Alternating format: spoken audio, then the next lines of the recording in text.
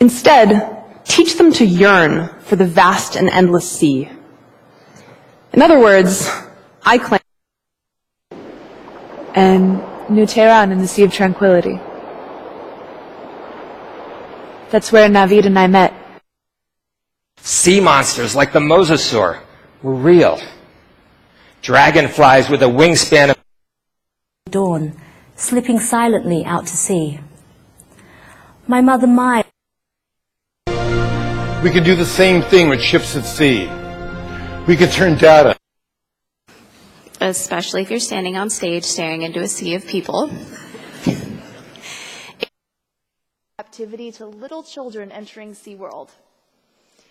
And sometimes 3,000 meters, 9,000 feet above sea level, about 10,000 feet above sea level, and you could hike down and you can get all the way back to where I would sleep with the northern Baltic Sea coast of Poland.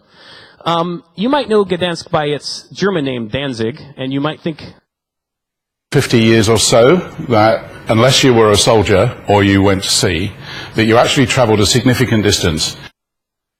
You know, he says, hey, stand firm, don't throw yourself into the sea, don't surrender to the Egyptians out of fear.